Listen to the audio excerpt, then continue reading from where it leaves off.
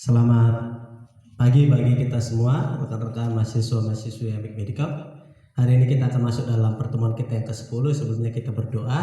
Mari kita berdoa. Bapak, kami bersyukur hari ini kami mau masuk dalam kelas kami, topik yang ke-10. Tuhan berkati, urapi kami. Dalam nama Tuhan Yesus kami berdoa dan mengucap syukur. Haleluya. Amin. Hari ini kita masuk topik yang ke-10, yaitu berbicara tentang kerja dan ibadah, dengan subtopiknya adalah yang pertama, sikap kita terhadap panggilan dan pekerjaan sebagai anugerah Allah, berdoa dan bekerja, kuasa doa dalam bekerja. Jadi minggu yang lalu topik yang ke-9, pertemuan yang ke-9, kita belajar bahwa di mana orang Kristen harus bekerja, dan orang Kristen itu bekerja dengan yang pertama kasih kepada Allah, yang kedua bekerja karena kasih kepada sesama, yang ketiga kerja karena kasih kepada diri sendiri. Jadi hari ini kita berbicara tentang kerja dan ibadah. Kerja dan ibadah itu tidak bisa dipisahkan. Kerja dan ibadah tidak bisa dipisahkan. Kenapa? Karena kerja itu dalam bahasa Ibrani disebut dengan ma'ase, ya. Kerja dalam bahasa Ibrani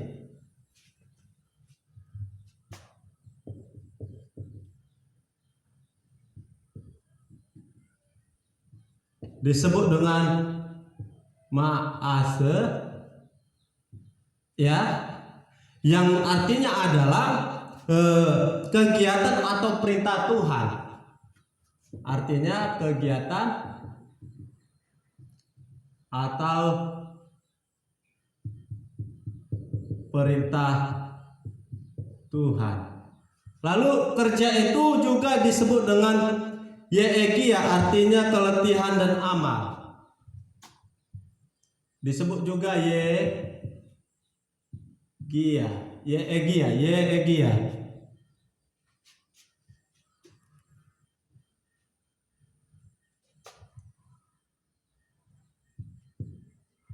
Disebut dengan keletihan dan amal.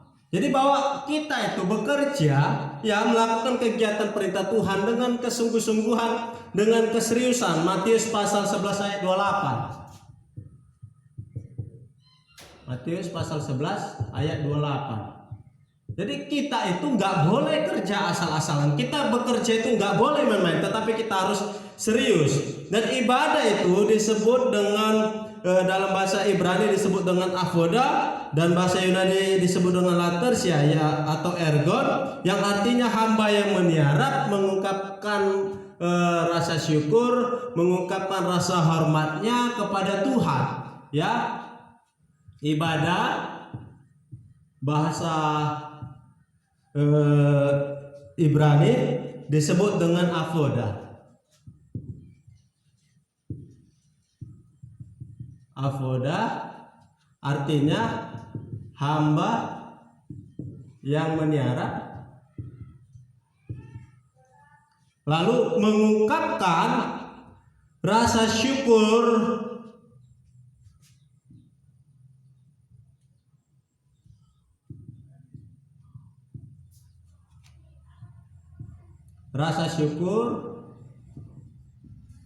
hormat dan ketakjuban kepada Allah. Jadi kita, ya, dalam ibadah itu mengungkapkan rasa syukur kita kepada Tuhan.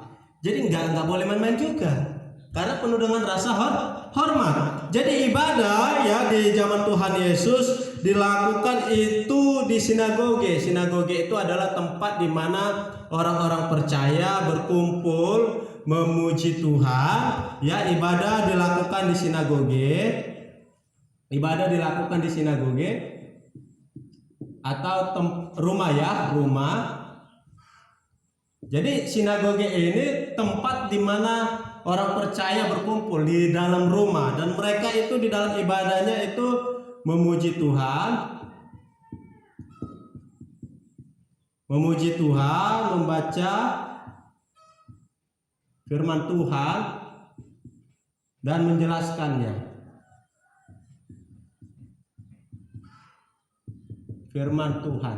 Jadi jelas bahwa di dalam ibadah itu dilakukan membaca firman Tuhan, memuji Tuhan. Lalu sikap kita terhadap panggilan dan pekerjaan ini yang sangat penting. Sikap kita terhadap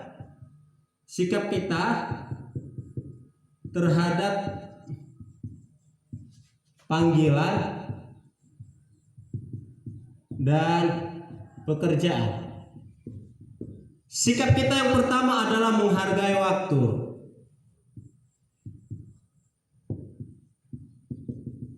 Kita harus menghargai waktu. Walaupun kita masih muda, kita harus menghargai waktu. Kalau orang sukses bilang time is money, ya kan, anak Tuhan bilang waktu adalah jiwa. Dimana artinya kita melayani, dimana kita hidup hari ini harus memenangkan jiwa untuk Tuhan. Jadi kita harus menghargai waktu. Ada pepatah katakan apa yang kita lakukan hari ini akan berdampak di masa yang akan datang. Engkau ada hari ini itu karena kamu juga di masa 2 atau 3 tahun lalu, atau bahkan di masa lalu kamu, sehingga kamu ada. Kalau kamu dulu main-main, maka kamu, saya percaya gak akan jadi mahasiswa. Mungkin kamu akan mungkin sudah jadi orang yang bagaimana, ya kan? Tetapi karena kamu baik mungkin ya kan, atau karena kamu banyak dinasihati zaman kemarin, tahun-tahun kemarin, akhirnya kamu lebih baik hari ini. Yang kedua, ketika kita dalam ibadah atau dalam bekerja, yang kedua kita harus mencintai pekerjaan kita. Mencintai pekerjaan. Banyak orang tidak mencintai pekerjaannya. Akhirnya dia malas. Kalau kita dalam pacaran, ya kan? Kita dalam pacaran, kalau kita mencintai pacar kita, kalau Anda mencintai pacar Anda, maka saya percaya Anda pasti akan menjaganya, betul nggak? Kalau Anda mencintai pacar Anda, pasti Anda mengingat hari-hari spesialnya. Tapi kalau kamu nggak mencintainya, kamu nggak akan menghargainya juga. Jadi orang yang mencintai pekerjaannya juga akan dia serius. Dia akan bekerja dengan penuh semangat. Dia akan bekerja dengan sungguh-sungguh. Jadi perlu kita harus mencintai pekerjaan kita. Yang ketiga, jujur dan terpercaya. Jujur dan terpercaya. Ini sangat penting karena banyak orang pintar tetapi tidak jujur. Orang cantik, orang ganteng banyak di Indonesia, tetapi orang yang jujur dan setia itu sulit. Kita harus jujur. Ketika kamu jadi sekretaris, ketika kamu jadi bendahara, ketika kamu bekerja di kasir, atau apapun yang kamu kerjakan, kamu harus jujur terhadap pemimpinmu. Jadi kita harus jujur. Yuk sama-sama katakan, saya orang yang jujur. Sekali lagi, saya orang yang jujur. Jadi yang ketiga harus jujur. Yang keempat, bekerja harus mempunyai tujuan atau mempunyai visi. Mempunyai visi dan misi, saya bilang. Harus punya visi dan misi, harus punya tujuan ke depan. Saya bekerja ini tujuannya apa? Saya sebagai pendeta, sebagai dosen, tujuannya adalah untuk membawa orang-orang semakin dekat kepada Tuhan. Tujuan saya bekerja untuk membawa orang-orang semakin mengenal Tuhan dan mereka memberikan diri mereka kepada Tuhan. Ketika saya sebagai dosen, untuk mencerdaskan seluruh mahasiswa dan membuat mahasiswa dekat kepada Tuhan. Itu tujuan saya bekerja. Jadi kita harus mengerti tujuan kita dalam bekerja itu apa. Yang kelima, sikap kita terhadap panggilan dan pekerjaan. Yang kelima adalah bekerja harus mengenal istirahat. Mengenal istirahat.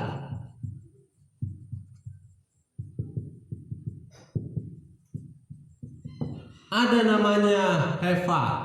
Ada namanya istirahat. Ingat, Tuhan sendiri bekerja selama 6 hari dan pada hari yang ke-7 istirahat. Kalau Anda bekerja setiap hari, ya kan, maka Anda saudara melebihi daripada Tuhan, ya kan? Kenapa kita dikatakan harus mengenal istirahat? Kalau kamu sudah berkeluarga, ya kan, ada waktu bersama dengan istri atau bersama suamimu, ya kan? Kalau sudah menikah, ya kan, ada waktu bersama dengan anak-anakmu. Jadi kita harus mengenal istirahat. Supaya apa? Ketika kita istirahat ada rileks, ada ya ide-ide yang baru. Makanya kita harus have fun. Pekerjaan sebagai anugerah Allah. Orang Kristen tidak boleh malu terhadap pekerjaannya, karena orang Kristen apapun yang dilakukannya dia lakukan untuk Tuhan. Amin. Jadi kita menghargai setiap pekerjaan kita dan menghargai setiap apa yang Tuhan percayakan bagi kita. Berdoa dan bekerja ini sangat penting. Berdoa dan bekerja. Ketika kita berdoa dan bekerja, di dalam doa kita yang pertama kita meminta hikmat. Meminta hikmat. Supaya apa? Supaya Tuhan berikan kita ketika ada masalah, Tuhan berikan kita solusi. Ya kan? Di dalam Alkitab orang yang berhikmat itu yang terkenal adalah Raja Salomo. Jadi orang yang berhikmat pasti bisa menyelesaikan masalah. Yang kedua, bekerja itu meminta rezeki. Ini Yakobus pasal 1 ayat 15. Yang kedua, meminta rezeki atau meminta berkat.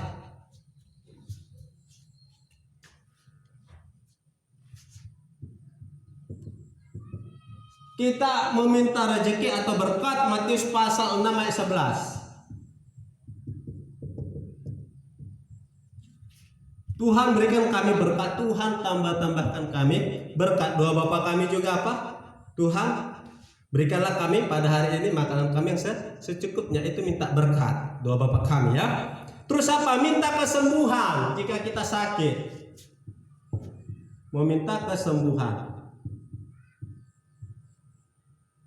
Bagaimana kita bisa bekerja maksimal, ya kan? Kalau kita sakit perut, ya kan? Misalnya Anda saudara kerja di perusahaan atau di kantor, ya kan, sedikit-sedikit masuk kamar mandi, masuk kamar mandi, atau migren aja kerjanya. Gimana mau kerja maksimal, ya kan? Jadi kalau kita berdoa dan bekerja minta kesembuhan, Yakobus pasal 5 ayat 14 dan 16. Yakobus pasal 5 ayat 14 sampai 16. Nanti baca, buka Alkitabnya. Yang selanjutnya meminta sesuai dengan kehendak Allah. Meminta sesuai dengan kehendak Allah.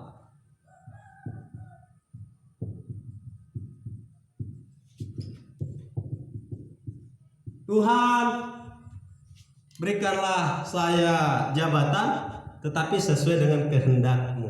Tuhan, berikan saya pasangan hidup sesuai dengan kehendak-Mu. Terus apa lagi? Minta sesuai dengan kebutuhan. Minta sesuai dengan kebutuhan. Kebutuhan. Minta sesuai dengan kebutuhan. Jadi kita ketika dalam berdoa, kita minta kebutuhan kita. Apa kebutuhan Anda sekarang? Apa kebutuhan rekan-rekan sekarang? Apakah rekan-rekan butuh namanya pesawat pribadi hari ini? Siapa tahu Tuhan berikan aku jet pribadi. Apakah kita butuh itu? Mungkin sekarang ini kamu butuh laptop, ya kan, butuh apa lagi?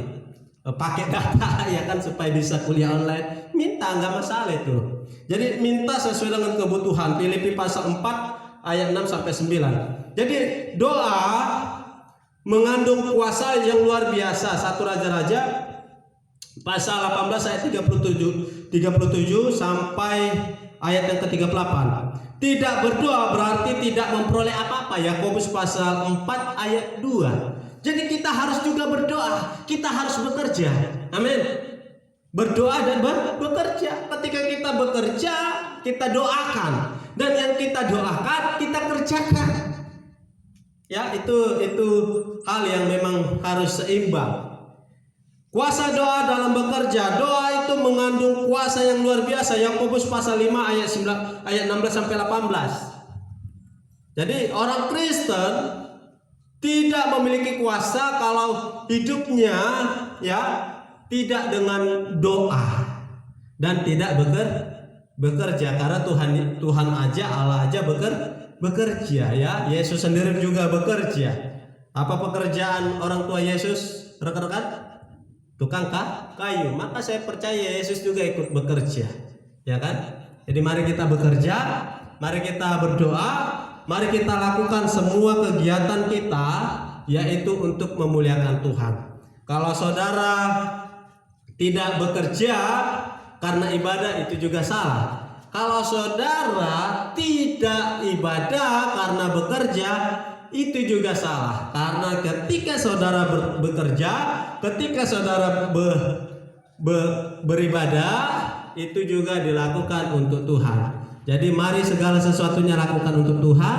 Sampai di sini pertemuan kita yang ke-10. Kiranya teman-teman semua mempelajarinya dengan baik dan benar. Dan saya harap kita tetap jaga kesehatan dan ingat, lakukan segala tugas-tugas Anda dengan prokes, ya, protokol kesehatan. Sampai di sini pertemuan kita, kiranya Tuhan memberkati. Mari kita berdoa. Tuhan, kami bersyukur kami telah selesai dalam pertemuan kami yang ke-10. Kiranya Tuhan terus memberkati. Di dalam nama Tuhan Yesus kami berdoa dan mengucap syukur. Haleluya. Amin. Shalom. Tuhan Yesus memberkati.